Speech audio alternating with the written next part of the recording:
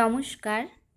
আজ আপনারা শুনবেন হিমাদ্রি কিশোর দাশগুপ্তের লেখা প্রাপ্ত মনস্কদের জন্য ইতিহাস নির্ভর গল্প বীর্য বান।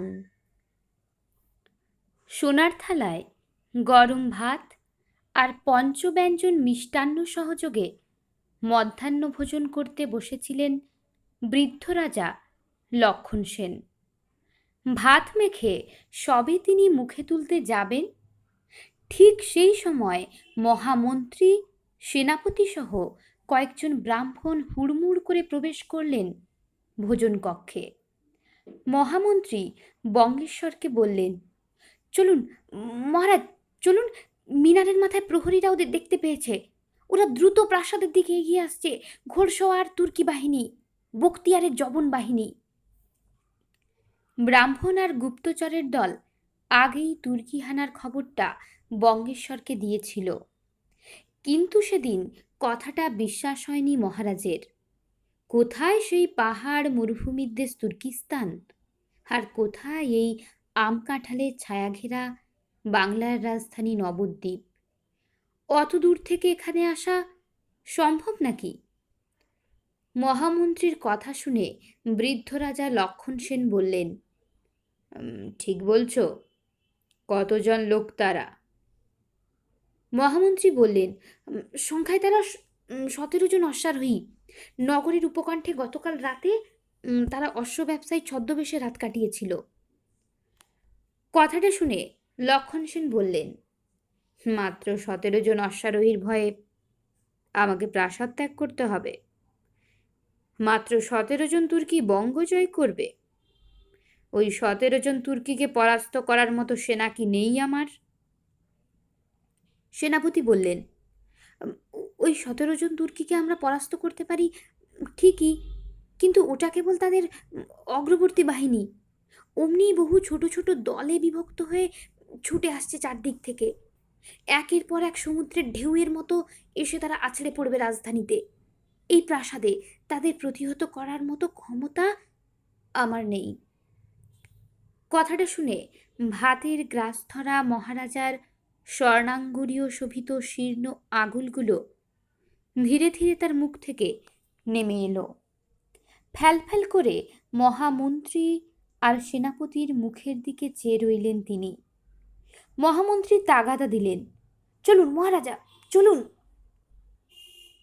বাংলার রাজা অস্পষ্টভাবে বললেন, সত্যিই যেতে হবে, কিন্তু আমার রানীরা, নতুন যাদের রানী করার কথা, তারা সবাই সঙ্গে যাবে তো? সেনাপতি বললেন, অত লোক নৌকোয় ধরবে না।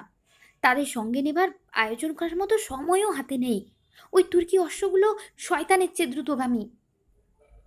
বাংলার রাজা হয়তো আরও কিছু বলতে যাচ্ছিলেন, কিন্তু ঠিক সেই সময় খোলা গবাক্ষোভে বাইরে থেকে নজর মিনারে দাঁড়ানো সৈনিকের চিৎকার ভেসে এলো, তুর্কিরা এসে গেছে, এসে গেছে, পরিখা ডিগোচ্ছে ওরা। আর দেরি করা যাবে না। বৃদ্ধ রাজা লক্ষণ সেনকে প্রায় পাঁজা কোলা করে উঠিয়ে নিয়ে মহামন্ত্রী, সেনাপতি আরও কয়েকজন প্রাসাদ ছেড়ে সুড়ঙ্গ পথে এগোলেন গঙ্গা বক্ষের দিকে। পড়ে রইল তার সাধের রাজধানী, অগুন্তি পত্নী উপপত্নী। কৌলিন্য প্রথার প্রবর্তক ছিলেন পিতা বল্লাল সেন। পিতৃধর্ম শিরোধার্য করে আপনি আচরি ধর্ম অন্যকে শেখাতে ব্রতী হয়েছিলেন লক্ষণ সেনও। নইলেই 70 বছর বয়সে আবার তার দ্বার পরিগ্রহের বাসনা হয়। যে কারণে নগরীতে এক উদ্যান শোভিত প্রমোদ প্রাসাদে ইরাবতীও রয়ে গেল। প্রথম যখন ইরাবতীর কানে খবরটা পৌঁছেছিল, তখন ইরাবতী তা শুনে উৎফুল্ল হয়ে উঠেছিল, এই ভেবে যে এবার তার মুক্তি আসন্ন। সে মিলিত হবে চিত্রসেনের সঙ্গে। চিত্রসেন অবশ্য তাকে কথা দিয়েছিল যে মহারাজের সঙ্গে বিবাহ সম্পন্ন হবার পূর্বেই তাকে মুক্ত করে দূর দেশে চলে যাবে। তাকে আর সেই অপহরণের দায় মাথায় নিতে হবে না। কিন্তু ইরাবতীর জানা ছিল না যে সিংহাসন বদলের সঙ্গে সঙ্গে রাজার তোষাখানার ধন সম্পদ রত্নরাজির মতো নারী রত্নেরও হাত বদল হয় নতুন শাসকের হাতে। ইরাবতী এখন তুর্কিদের সম্পত্তি। লক্ষণ সেনের এই উদ্যান প্রাসাদে রক্ষীর প্রহরা থাকলেও সে প্রহরীরা ছিল চিত্রসেনের অনুগত। চিত্রসেনকে বেগ পেতে হতো না তাকে এখান থেকে নিয়ে যেতে, কিন্তু এখন তুর্কিদের প্রহরা বসেছে এই উদ্যানবাটিতে। তাদের চোখ এড়িয়ে একটা মাছিও অন্তঃপুরে প্রবেশ করার ক্ষমতা নেই। কেউ কেউ বলছে যে বখতিয়ার নাকি ইরাবতীদের মতো নারীদের নিয়ে যাবে সুদূর তুর্কি মুলুকে। খবরটা কি জানে চিত্রসেন? ইরাবতীর জানা নেই সে কথা।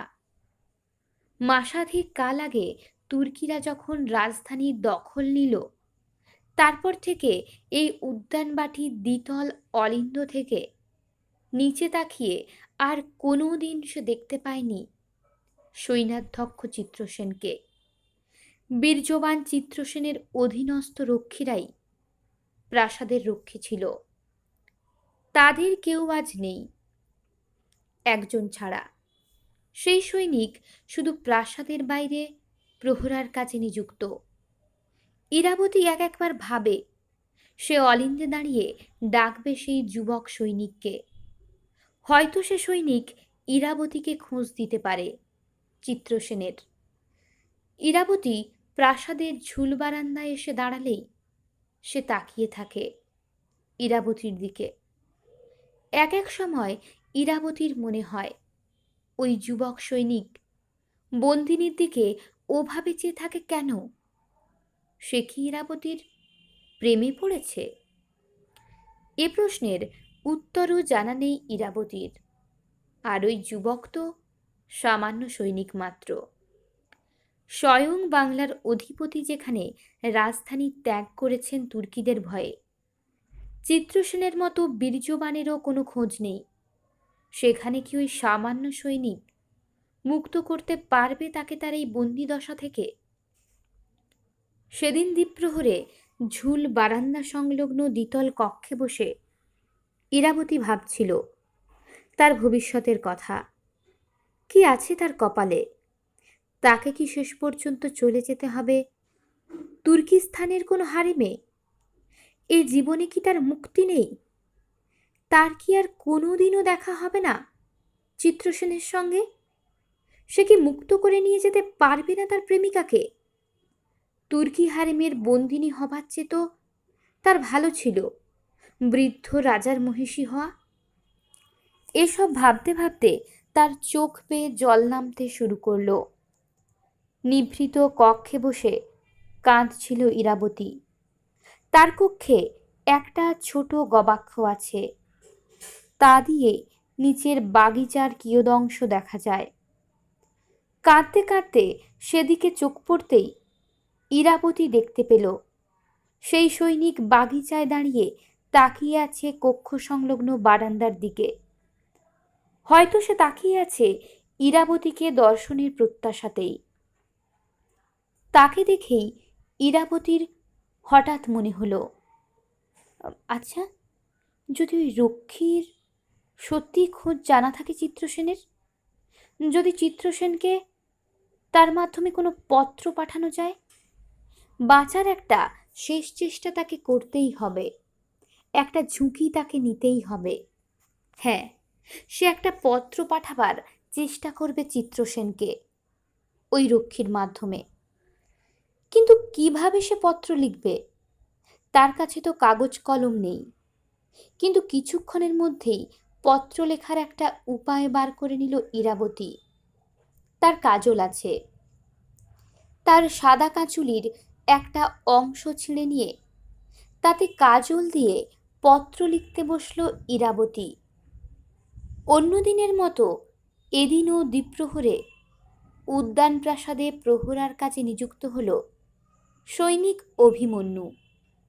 নির্জন দুপুর, কোথাও কোনো শব্দ নেই।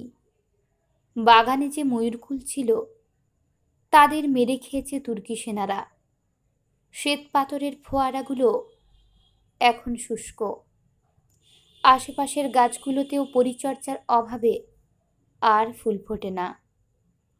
রুক্ষ দেশের মানুষ ওই তুর্কিগুলো, প্রকৃতিগতভাবে তারাও রুক্ষ। চারপাশের রুক্ষতা বিষণ্ণতার মধ্যেই দাঁড়িয়ে আছে প্রাসাদ আর ওই ঝুল বারান্দাটা। এই অলিন্দটার জন্যই এ প্রাসাদ ছেড়ে যেতে পারেনি অভিমন্যু। অভিমন্যু প্রথমে ও প্রাসাদে প্রহরার কাজে নিযুক্ত হয়েছিল রক্ষীপতি চিত্রসেনের যে ক্ষুদ্র সেনাদল ছিল তার সদস্য হিসেবে। তারপর রাজা লক্ষণ সেন যখন নগরী ছেড়ে পালালেন, তখন তার সেনাদল ভেঙে গেল। কেউ লক্ষণ সেনের পথ অনুসরণ করল, কেউ বা আবার আত্মগোপন করল গঙ্গার অপর প্রান্তে। চিত্রসেনও আত্মগোপন করে আছেন সেখানে। কিন্তু অভিমন্যু ত্যাগ করতে পারেনি নবদ্বীপ, পারেনি ওই অলিন্দের জন্যই। প্রতিদিন যে সে সূর্যাস্তের সময় ওই অলিন্দে এসে দাঁড়ায়। অভিমন্যুর কোনোদিন তার সঙ্গে বাক্যালাপ হয়নি, কিন্তু তাকে দেখতে দেখতে নিজের অজান্তেই তাকে ভালোবেসে ফেলেছে সৈনিক অভিমন্যু। সেজন্যই তো নবদ্বীপ ত্যাগ করা হলো না তার। তুর্কিরা বাংলা রাজধানী দখল করার পর কদিন ভয়ঙ্কর পরিস্থিতি ছিল নবদ্বীপের। লুটপাট চলল, আগুন লাগানো হলো কিছু জায়গায়, মারাও পড়ল কিছু লোকজন। তারপর পরিস্থিতি কিছুটা শান্ত হলো। সামান্য কিছু লোকজন দিয়ে তো আর এত বড় নগরী শাসন করা যাবে না। তাই তুর্কি সেনাপতি বখতিয়ারের লোকেরা নগরীতে ঢেঁড়া পিটিয়ে জানালো যে স্থানীয় কিছু লোকজনকে নেওয়া হবে তাদের কাজের জন্য। আর সেই সুযোগকে কাজে লাগিয়েই অভিমন্যুর নাম লেখায় তুর্কি রক্ষী দলে। আবার সে নিযুক্ত হলো এই উদ্যান প্রাসাদে প্রহরীর কাজে। তবে প্রাসাদের অভ্যন্তরে প্রবেশের অনুমতি তার নেই। রাজপ্রাসাদ সহ লক্ষণ সেনের কোনো প্রাসাদেই প্রবেশ করার অনুমতি নেই স্থানীয় লোকদের। তাদের কাজে নিলেও তুর্কিরা অবিশ্বাস করে স্থানীয় বাঙালিদের। প্রাসাদের দ্বার আগলে তলোয়ার হাতে দণ্ডায়মান থাকে তুর্কিরাই। কোনো এক প্রাসাদে তার অজান্তে নাকি প্রবেশ করেছিল এক বাঙালি। ধরা পড়ার পর সঙ্গে সঙ্গে তার মুণ্ডচ্ছেদ করা হয়। এই শাস্তি বিধানের নির্দেশই দিয়ে রেখেছেন সেনাপতি বখতিয়ার। বাগিচায় দাঁড়িয়ে অন্য দিনের মতো সেই বারান্দার দিকে তাকিয়েছিল অভিমন্যু। কখন ইরাবতী বাইরে বেরোবে তার প্রতীক্ষায়। এক সময় ধীরে ধীরে বেলা পড়ে এলো। তারপর সূর্যাস্তের ঠিক প্রাক মুহূর্তে সেই ঝুল বারান্দায় এসে দাঁড়ালো ইরাবতী। দিনের শেষ আলো এসে ছুঁয়ে যাচ্ছে ইরাবতীর মুখ। অপরূপ সৌন্দর্য যেন ঝরে পড়ছে তার অঙ্গ বেয়ে। এক এক সময় অভিমন্যুর মনে হয়, ইরাবতী কি সত্যিই কোনো মানবী, নাকি অপ্সরা? কোনো নারী রঙ্গে এত রূপ হতে পারে?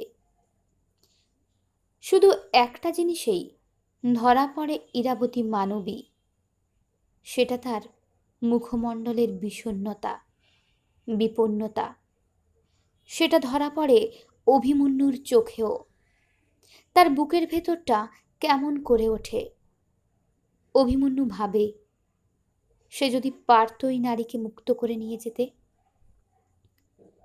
ইরাবতী ঝুল বারান্দায় এসে দাঁড়াতেই নিচে কিছুটা তফাৎ থেকে অন্য দিনের মতো তার দিকে অপলক দৃষ্টিতে চেয়েছিল অভিমন্যু।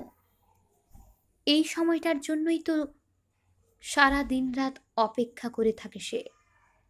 সকালবেলা ঘুম ভাঙার পরই সে ছটফট করে দ্বীপ্রহরের প্রতীক্ষায়। রক্ষী বদল হয় সে সময়। যতক্ষণ না অন্ধকার নামে ততক্ষণেই বাগিচায় প্রহরার কাজে নিযুক্ত থাকে অভিমন্যু। হঠাৎ অভিমন্যুর যেন মনে হলো তার দিকে তাকিয়ে ঠোঁটের কোলে হাসি ফুটে উঠছে সেই নারীর। সত্যি নাকি? হ্যাঁ, এই প্রথম তার দিকে তাকিয়ে হাসছে ইরাবতী। রক্ত ছলকে উঠল অভিমন্যুর বুকে। তাহলে কি ইরাবতী এতদিনে বুঝতে পেরেছে যে কেন তার দিকে তাকিয়ে থাকে অভিমন্যু, আর এরপর তাকে আরো বিস্মিত করে ওপর থেকে চারপাশে কোনো তুর্কি আছে কিনা দেখে নিয়ে অভিমন্যুকে ইশারায় কাছে ডাকল সেই সুন্দরী। চারপাশে অন্য কেউ আছে নাকি দেখে নিয়ে অভিমন্যুও এগুলো তার দিকে। সেই ঝুলবারান্দার নিচে এসে দাঁড়ালো অভিমন্যু। মুখ তুলে সে তাকালো ইরাবতীর দিকে। ইরাবতীও তাকিয়ে তার দিকে। তার ঠোঁটের কোণে হাসি থাকলেও বিদায়ী সূর্যালোকে একটা বিষণ্ণতাও ফুটে উঠছে তার মুখে। সেদিকে তাকিয়ে রইল অভিমন্যু। হঠাৎ তার বাহুতে জলের ফোঁটা এসে পড়ল। বৃষ্টি নেই, তবে কাঁদছে ইরাবতী। অভিমন্যুর দিকে তাকিয়ে করুণ এক আরতি ফুটে উঠছে তার চোখে। আর এরপরই হাতের মুঠি থেকে সে কি যেন একটা ছুঁড়ে দিল নিচে দাঁড়ানো অভিমন্যুকে লক্ষ্য করে। ভাঁজ করা রেশম বস্ত্রের একটা টুকরো। অভিমন্যু মাটি থেকে কুড়িয়ে নিল সেটা। আরো কিছু বলার ছিল ইরাবতীর অভিমন্যুর উদ্দেশ্যে, কিন্তু ওপর থেকে সে খেয়াল করল একজন তুর্কি সেদিকে আসছে। অভিমন্যু দেখতে পেল তাকে। ইরাবতী পর মুহূর্তে অদৃশ্য হয়ে গেল ঝুলবারান্দা থেকে। রেশম খণ্ডটা তাড়াতাড়ি তার পোশাকের মধ্যে লুকিয়ে ফেলল অভিমন্যু। সেই তুর্কি রক্ষীও পৌঁছে গেল অভিমন্যুর কাছে। সন্দিগ্ধভাবে সে একবার ঝুল বারান্দার দিকে তাকিয়ে নিয়ে অভিমন্যুকে প্রশ্ন করল, তুমি এখানে কি করছো? অভিমন্যু জবাব দিল, কিছু না, টহল দিতে দিতে এখানে এসে দাঁড়িয়েছি। তুর্কি বলল, তবে তোমাদের আর এখানে বেশি দিন কাজে নিযুক্ত থাকতে হবে না। অভিমন্যু বলল, কেন? তুর্কি বলল, কিছুদিন পর থেকেই এই জেনেনা মহলগুলোর দায়িত্ব দেওয়া হবে খোজা ও বৃহন্নলাদের। হ্যাঁ, তোমাদের তো আর এ মহলের ভিতর ঢুকতে দেওয়া যায় না। আরও কিছু জেনেনাকে এনে রাখা হবে এখানে। খোজা বা বৃহন্নলাদের এখানে আনলে তারা মহলের ভিতর যেতে পারবে। মাস তিনেকের মধ্যেই সেনাপতি বখতিয়ার রওনা হবেন মুলুকের দিকে। তার কাফেলার সঙ্গে নিয়ে যাওয়া হবে জেনানাদের। ততদিনে খোজাদের তত্ত্বাবধানে থাকবে ওরা। খোজারা তো বীর্যহীন, তাই তাদের দিক থেকে অন্য কোনো বিপদের আশঙ্কা নেই। কথাগুলো বলে অন্যদিকে চলে গেল সেই তুর্কি প্রহরী। অভিমন্যুও সরে গেল সে জায়গা থেকে। তারপর ঝোপের আড়ালে গিয়ে পোশাকের নিচ থেকে সেই রেশম খণ্ডটা বার করে কাঁপা কাঁপা হাতে তার ভাঁজ খুলল। কাজলে লেখা কয়েকটা শব্দের একটা চিঠি। তাতে শুধু লেখা, চিত্রসেন প্রিয়তম, মুক্ত করো আমাকে। চিঠিটা পড়ে বিস্মিত হয়ে গেল অভিমন্যু। তার মানে সৈন্যধ্যক্ষ চিত্রসেনের প্রেয়সী ওই নারী। এই চিঠি চিত্রসেনকে পাঠাবার জন্যই তাকে দেওয়া হলো। অন্যের প্রেয়সী ইরাবতী। কয়েক মুহূর্তের জন্য আশাভঙ্গের বিষণ্ণতা ঘিরে ধরল অভিমন্যুকে, কিন্তু তারপরেই সে হতভাগ্য নারীর সজল চোখের আকুতি ভেসে উঠল অভিমন্যুর চোখে। কিছুক্ষণ ভাবল অভিমন্যু, তারপর সিদ্ধান্ত নিল যে চিঠিটা পৌঁছে দেবে চিত্রসেনের কাছে। গুটিকয় সৈনিক নিয়ে নদীর ওপারে জঙ্গলের ভিতর যেখানে চিত্রসেন আত্মগোপন করে আছেন, সে জায়গার খোঁজ জানা আছে সৈনিক অভিমন্যুর। হতে পারে ইরাবতী অন্যের প্রেয়সী, কিন্তু সে তো ভালোবেসে ফেলেছে ইরাবতীকে। তার ভালো চাওয়াটাই তো তার একমাত্র কাম্য। হয়তোবা প্রেয়সীর চিঠি পেয়ে তাকে কোনোভাবে মুক্ত করে নিয়ে যেতে পারবে বীর্যবান সেনাধ্যক্ষ চিত্রসেন। সূর্য ডোবার কিছু সময় পর নতুন রক্ষী এলো প্রহরার কাজে। তাকে দায়িত্ব সঁপে দিয়ে অভিমন্যু বেরিয়ে পড়ল সেই প্রাসাদ কানন থেকে। একসময় সন্ধ্যা নামলেই তুলসী মঞ্চ থেকে শাঁখের শব্দ ভেসে আসত নগরীর নানা মহল্লা থেকে। মন্দিরগুলো থেকে আসত সন্ধ্যারথীর ঘণ্টাধ্বনি বা কীর্তনের শব্দ। লক্ষণ সেনের প্রাসাদের তোরণের মাথা থেকে সারা নগরীতে ছড়িয়ে পড়ত ইমনের সুরমূর্ছনা। ধনীর অট্টালিকা থেকে দরিদ্র মানুষের কুটিরে জ্বলে উঠত দীপশিখা। আলোকমালায় শোভিত হতো সারা নগরী। ফুল সাজে সজ্জিত নটী আর নাগরিকরা গঙ্গা থেকে ভেসে আসা মনোরম বাতাসে সারাদিনের ক্লান্তি দূর করার জন্য কলহাস্যে মেতে উঠত নগরীর প্রধান সড়ক। কিন্তু তুর্কিরা নবদ্বীপের দখল নেবার পর সেসব কিছু থেমে গেছে। অন্ধকার নামলেই আতঙ্কিত নগরবাসী ঘরে ঢুকে ঘুমিয়ে পড়ে। কোথাও কোনো বাতি জ্বলে না, নিঝুম হয়ে যায় নগরী। শুধু মাঝে মাঝে নিস্তব্ধতা ভেঙে শোনা যায় তুর্কিদের ঘোড়ার খুরের শব্দ অথবা তাদের কর্কশ চিৎকার। সেই উদ্যান ছেড়ে বেরিয়ে সতর্ক চোখে চারপাশে তাকাতে তাকাতে অন্ধকার পথে অভিমন্যু এগুলো নগর ত্যাগ করে নদীর দিকে। একসময় গঙ্গার ঘাটে পৌঁছে গেল সে। জায়গাটা নির্জন। তুর্কিরা সাধারণত বিশেষ প্রয়োজন না পড়লে নদীর কাছে আসে না। মূল নগরীতেই তারা থাকে। চাঁদের আলোতে ঘাটে বাঁধা আছে জেলে ডিঙিগুলো। একটা ছিপ নৌকো নিয়ে অভিমন্যু ভেসে পড়ল উজানের দিকে। বেশ অনেকটা সময় পর সে তার নৌকো ভেড়ালো নদীর অপর পারে এক জায়গাতে। জঙ্গুলে জায়গা, হিংস্র সাপধানার ভয় আছে। বর্ষাটা ভালো করে বাগিয়ে ধরে জঙ্গলে প্রবেশ করল সে। কিছুটা এগোবার পরই তার চারপাশে একসঙ্গে দপ করে বেশ কটা মশাল জ্বলে উঠল। তাকে ঘিরে ধরল বেশ কয়েকজন লোক।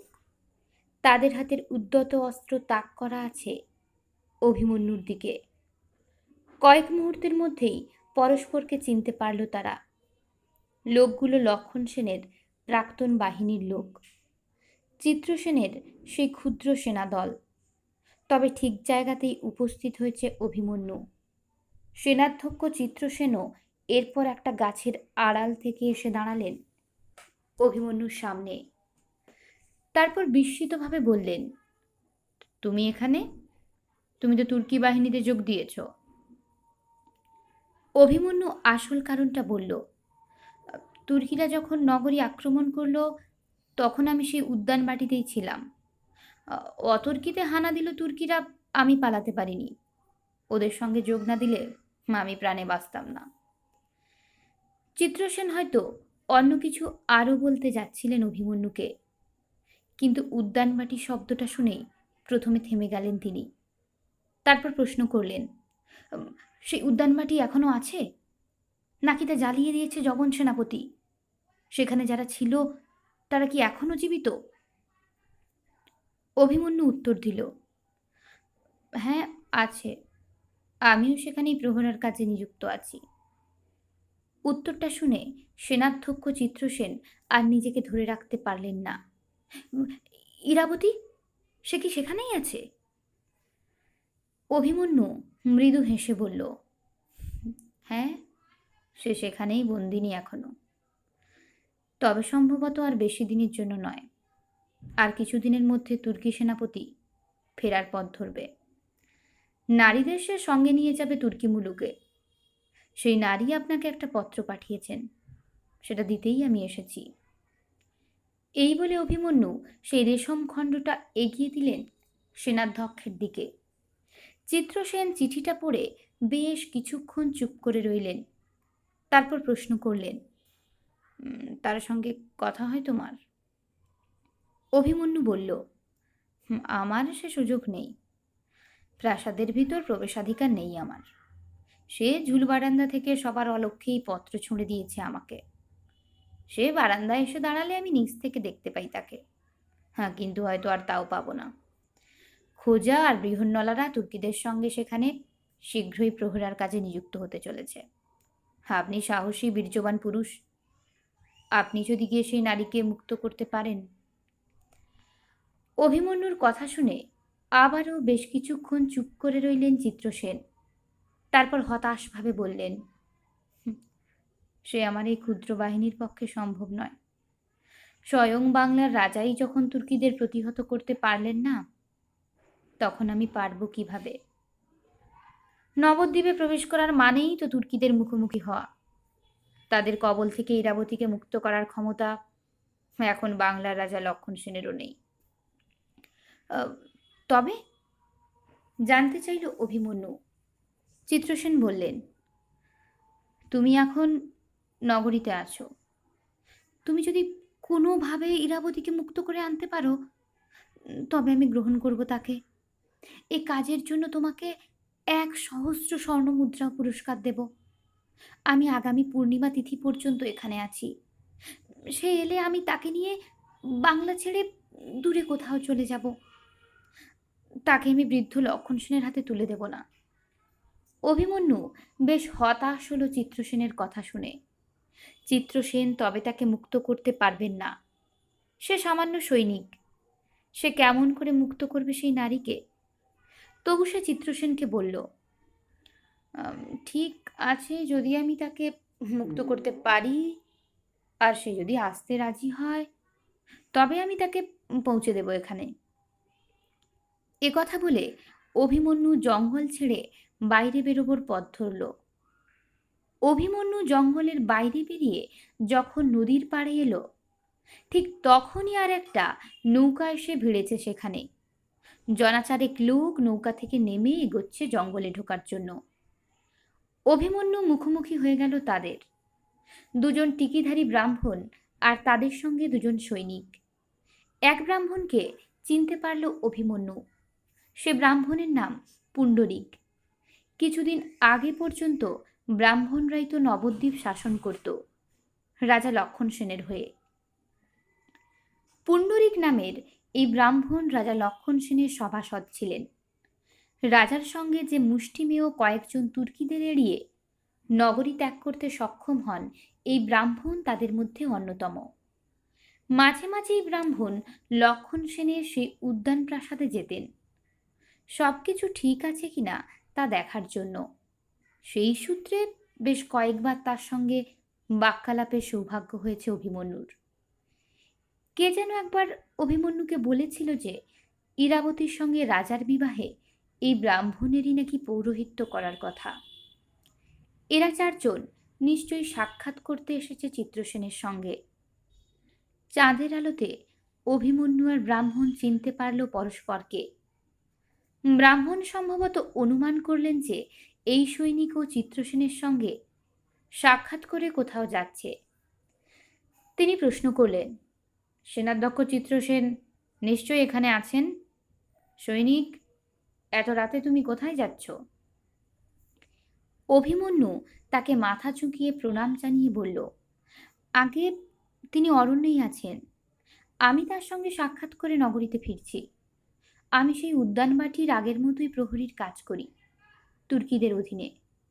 তুর্কিরা যখন হানা দিল, তখন আমি পালাতে পারিনি। প্রাণ বাঁচাতে কাজ নিয়েছি তাদের অধীনেই। সেনাধ্যক্ষ চিত্রসেনের মতোই সেই উদ্যানবাটির কথা শুনে বিস্মিত হলেন ব্রাহ্মণ পুণ্ডরিক। তিনি সঙ্গে সঙ্গে প্রশ্ন করলেন, ইরাবতী নাম্নী সেই কন্যা কি এখনো সেখানে আছে? যবনরা কলঙ্ক লেপন করেনি তো তার শরীরে? অভিমন্যু জবাব দিল, হ্যাঁ, সে সেখানেই আছে। তুর্কিরা এখনো তাকে স্পর্শ করেনি। তবে কিছুদিনের মধ্যেই তাকে নিয়ে যাওয়া হবে তুর্কি দেশে। হয়তো আর কয়েক মাস পরই। মহারাজ কি মুক্ত করতে পারবেন তাকে? সেনারই সেই প্রাসাদেই আছেন, আর জবনরা এখনো তার চরিত্র হনন করতে পারেনি শুনে উৎফুল্ল ভাব ফুটে উঠল ব্রাহ্মণ আর তার সঙ্গীতের মুখে। নিজেদের মধ্যে একবার দৃষ্টি বিনিময় করে নিলেন তারা।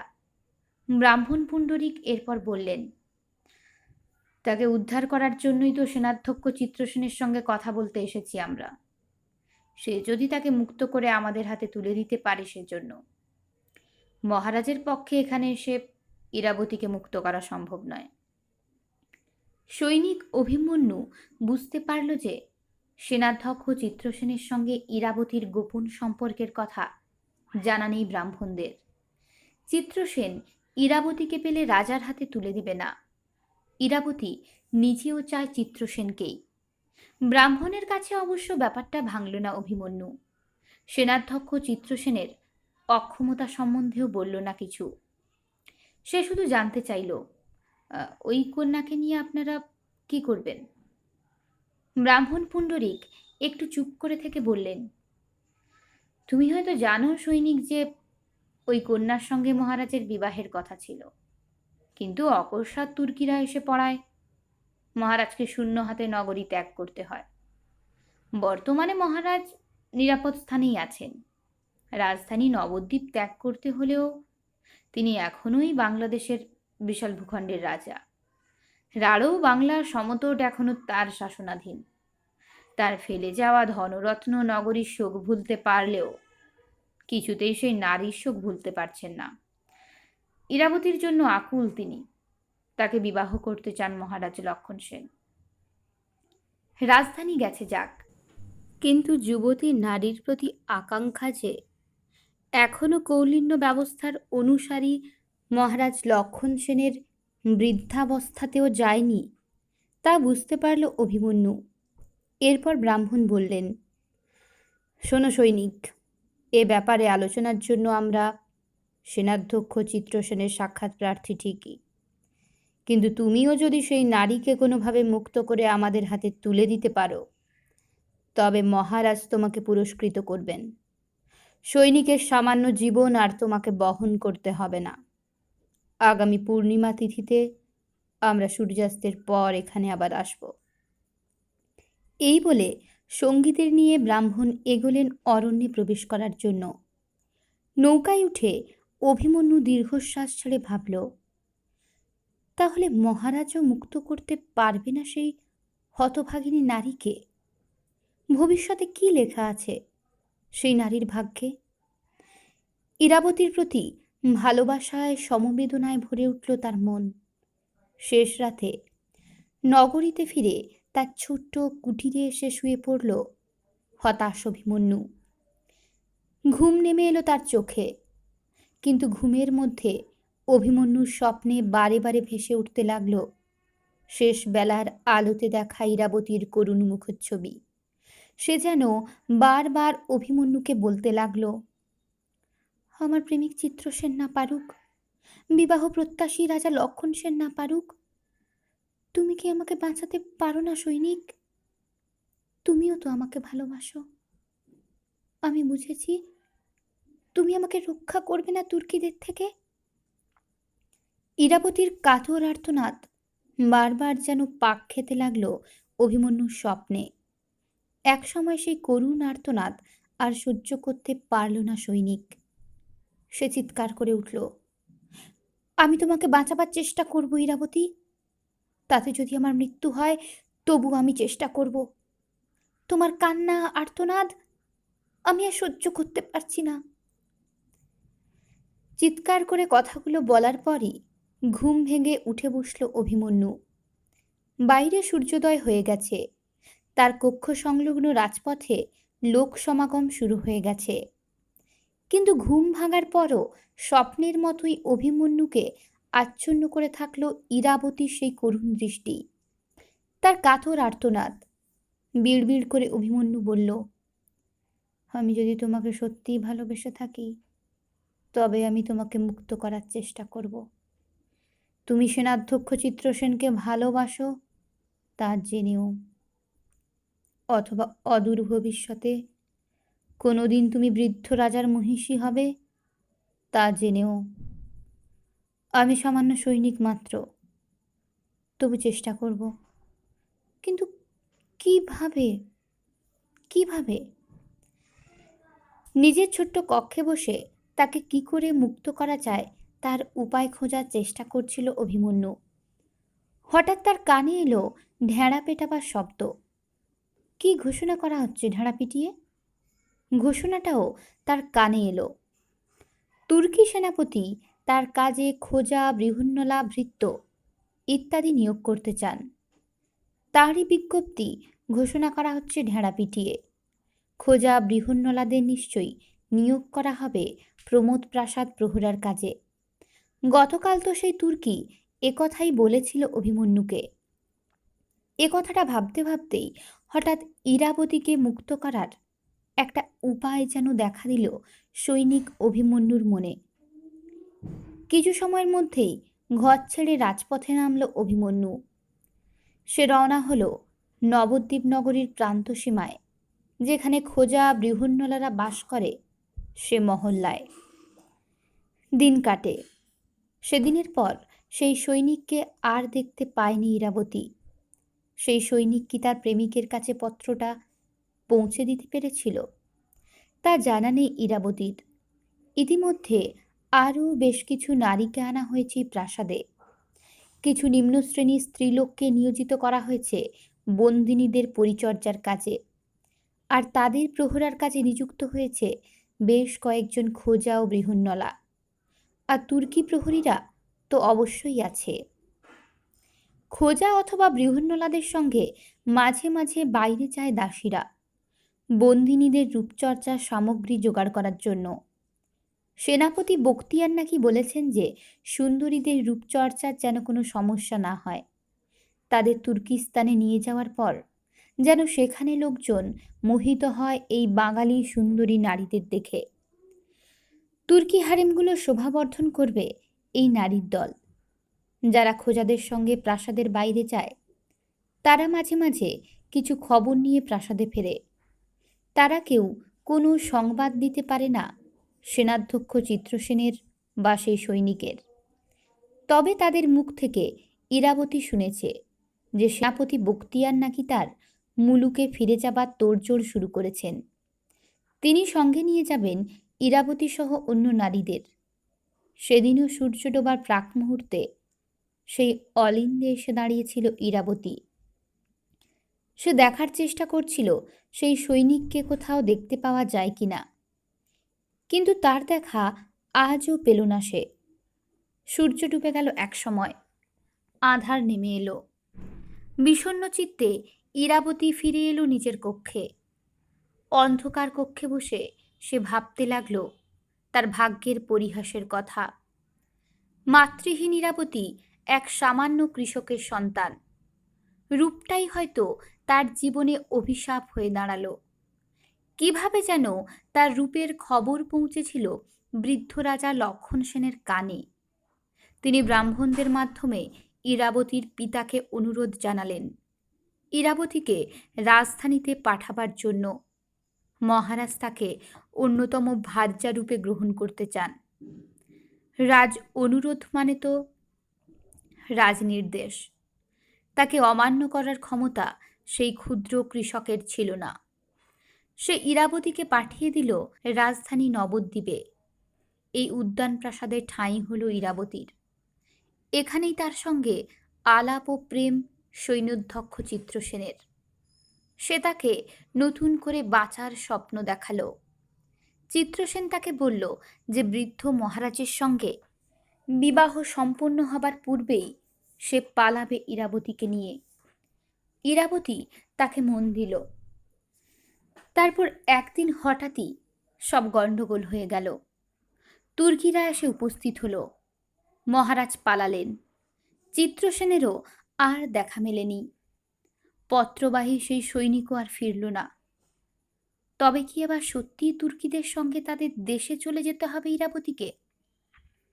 বাকি জীবনটা তাদের কাটাতে হবে এই বাংলাদেশ থেকে অনেক দূরের কোনো অচেনা মুলুকে?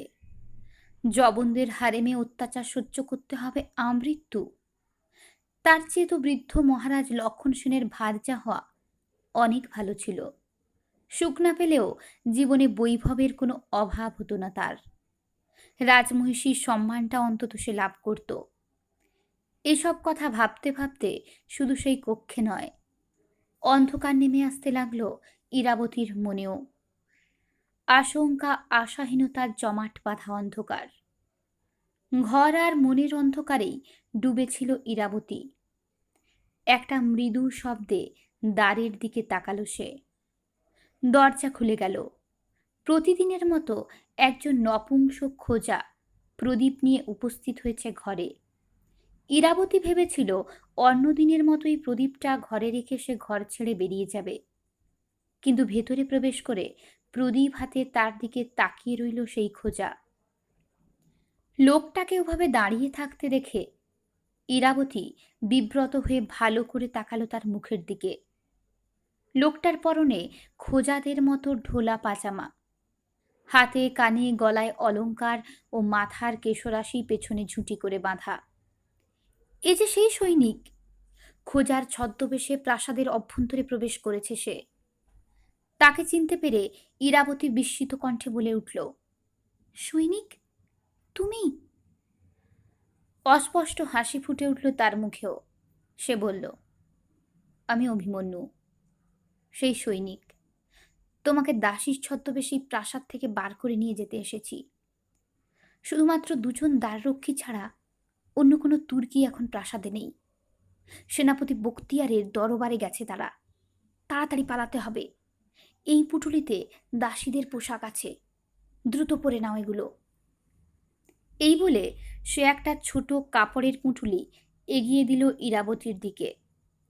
পরিস্থিতির গুরুত্ব বিচার করে ইরাবতী আর সময় নষ্ট না করে পরে নিল দাসীদের পোশাক। তারপর ঘোমটায় মুখ ঢেকে সৈনিকের সঙ্গে সেই কক্ষ ত্যাগ করল। প্রাসাদ থেকে বেরোবার দরজার মুখে পৌঁছে গেল দুজনে। সেখানে তলোয়ার হাতে দাঁড়িয়ে আছে দুজন তুর্কি। তারা বাধা দিল না। মাঝে মাঝেই তো খোঁজাদের সঙ্গে বাইরে যায় দাসীরা, সুন্দরীদের জন্য নানা জিনিসপত্র কিনতে। আবার খোঁজাদের সঙ্গেই তারা ফিরে আসে প্রাসাদে। একজন তুর্কি মজা করে অভিমন্যুর উদ্দেশ্যে বলল, এই সন্ধ্যায় তোমরা দুজন ইস্ক মোহাব্বত করতে যাচ্ছ নাকি? কথাটা শুনে খোঁজাদের মতোই মুখ বেঁকিয়ে তালি দিল সৈনিক। তাই দেখে হেসে উঠল তুর্কি সৈনিকরা। ইরাবতী মনে মনে ভাবল, চমৎকার অভিনয় জানে খোঁজাবেশী সৈনিক। কিছুক্ষণের মধ্যেই প্রাসাদ সংলগ্ন উদ্যান ত্যাগ করে পথে নামল তারা। তারপর অন্ধকার পথ বেয়ে দ্রুত এগোলো নদীর দিকে। একসময় নদী তীরে উপস্থিত হলো দুজনে। ইরাবতীকে নিয়ে একটা নৌকায় উঠে বসল অভিমন্যু। নদীর স্রোতে ভেসে চলল নৌকা। মাঝগঙ্গায় উপস্থিত হবার পর ইরাবতী একটু ধাতস্থ হয়ে প্রশ্ন করল, আমরা কোথায় যাচ্ছি? সৈনিক জবাব দিল, যেখানে তোমাকে নিয়ে যাচ্ছি সেখানে সেনাধ্যক্ষ চিত্রসেন আছেন। আজ পূর্ণিমা। মহারাজ লক্ষণ সেনের পার্শ্বচর ব্রাহ্মণ পুণ্ডরিকেরও সেখানে থাকার কথা। তাদের যে কোনো একজনের সঙ্গী হলে তুমি নিরাপদ। ইচ্ছামতো যে কোনো একজনের সঙ্গে তুমি চলে যেও। ইরাবতী জানতে চাইল, তারা কি তোমাকে আমায় উদ্ধার করতে পাঠিয়েছেন? বইটা টানতে টানতে অভিমন্যু বলল, ঠিক তা নয়। তোমাকে উদ্ধার করার ক্ষমতা তাদের ছিল। তারা আলাদা আলাদাভাবে আমাকে বলেছে, যদি আমি তোমাকে উদ্ধার করতে পারি তবে তারা পুরস্কার দেবে আমাকে। তবে পুরস্কারের লোভে আমি এ কাজ করিনি। তাহলে এত বিপদ মাথায় নিয়ে তুমি এ কাজ করলে কেন? প্রশ্ন করল ইরাবতী। চাঁদের আলোতে ইরাবতীর দিকে মুখ তুলে তাকালো সৈনিক।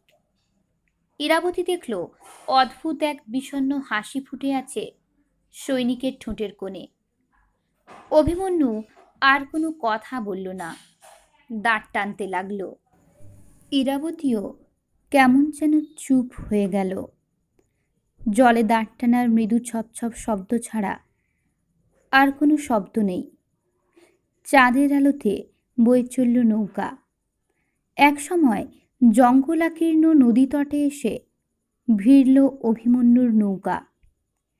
চাঁদের আলোতে হয়তো নৌকাটাকে দূর থেকেই আসতে দেখেছিল চিত্রসেন আর ব্রাহ্মণ পুণ্ডরিক দুপক্ষই।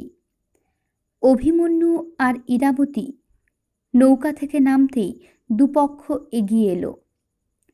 চিত্রসেনকে দেখতে পেয়েই উজ্জ্বল হয়ে উঠল ইরাবতীর চোখ। কিন্তু ব্রাহ্মণ পুণ্ডরিক প্রথমে বলে উঠলেন, চলো ইরাবতী, আমরা তোমাকে নিয়ে যেতে এসেছি। পুরুষশ্রেষ্ঠ বীর্যবান মহারাজ তোমাকে পাওয়ার জন্য ব্যাকুল। এখনো বাংলার রাজা তিনি, রানী হবে তুমি। তার কথা শেষ হতে না হতেই চিত্রসেন তলোয়ার কোষমুক্ত করে বলে উঠল, না, ইরাবতী ওই বৃদ্ধের ভার্যা হবে না। সে আমার সঙ্গে যাবে, আমি ওর প্রেমিক। ব্রাহ্মণ বলে উঠলেন, না, এ হতে পারে না। আমরা ওকে নিয়ে যাব। তুমি রাজ নির্দেশ অমান্য করছো। রাজ নির্দেশ? আমাকে বাধা দেবার চেষ্টা করলে আমি এখনই দেখিয়ে দেব যে আপনার রাজা আপনারা নাকি আমি প্রকৃত পুরুষ। ইরাবতী আমার সঙ্গেই যাবে। চিৎকার করে কথাগুলো বলে উঠলেন সেনাধ্যক্ষ চিত্রসেন। ক্ষুদ্র হলেও চিত্রসেনের সঙ্গে সেনাদল আছে, তার সঙ্গে যুঝে ওঠা সম্ভব নয় বলে তাকে আর বাধা দেওয়ার চেষ্টা করল না ব্রাহ্মণ আর তার অনুচরেরা। অসহায়ভাবে কিছুটা তফাতে গিয়ে দাঁড়ালো তারা। বিজয়ী পুরুষ চিত্রসেন এবার হেসে ইরাবতীকে বললেন, আমার কাছে এসো ইরাবতী, বীর্যবান পুরুষের জয় সর্বত্র। ইরাবতীর মুখেও হাসি ফুটে উঠেছে। সে সেই বলদর্পী পুরুষের পাশে গিয়ে দাঁড়ালো। সেনাধ্যক্ষ চিত্রসেন এরপর অভিমন্যুর উদ্দেশ্যে বললেন, তোমাকে কি পুরস্কার দেব বলো? সৈনিক অভিমন্যু জবাব দিল, কিছু চাই না। পুরস্কারের প্রত্যাশায় কাজ করিনি আমি। আপনারা দুজন সুখী থাকবেন। এই বলে অভিমন্যু পিছু ফিরে নৌকোয় যাবার জন্য পা বাড়ালো।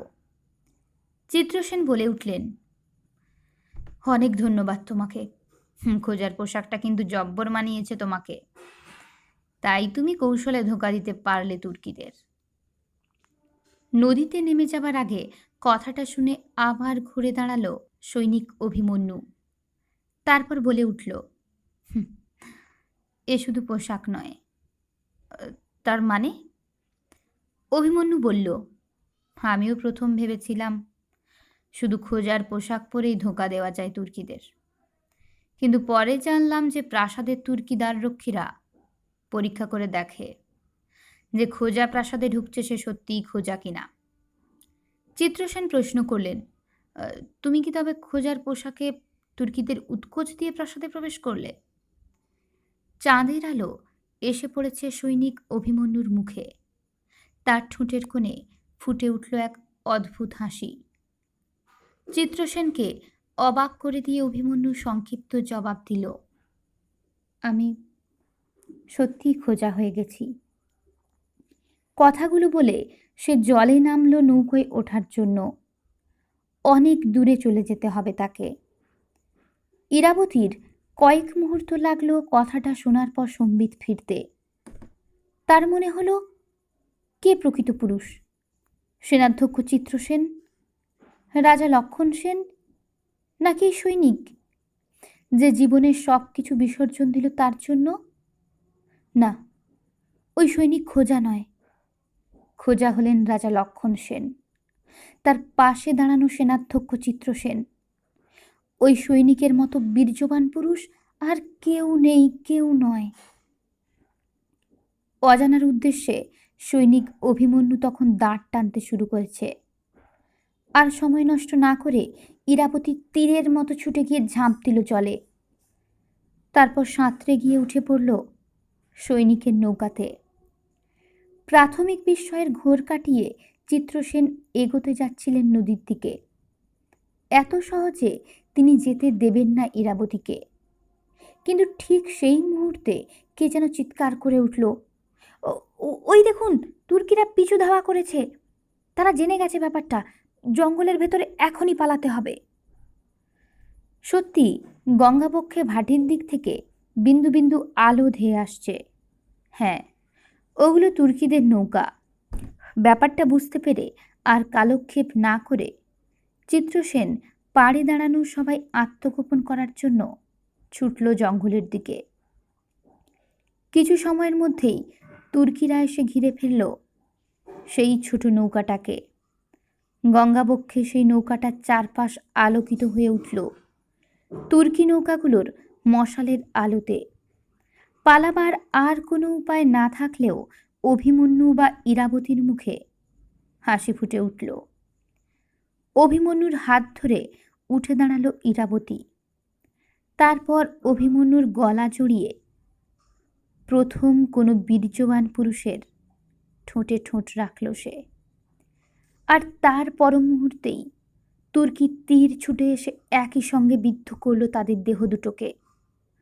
অবিচ্ছেদ্য বন্ধনে আবদ্ধ হল অভিমন্যু ইরাবতীর দেহ মন। নৌকা থেকে একটাই দেহ, মন যেন ছিটকে পড়ল নদীর জলে। ইতিহাসের পাতায় জেগে রইলেন বাংলার রাজা লক্ষণ সেন, তুর্কি সেনাপতি বখতিয়ারের বঙ্গ বিজয়ের কাহিনী, আর অভিমন্যু ইরাবতীর প্রেম কাহিনী সবার অলক্ষ্যে বয়ে চলল নদীর গভীরে।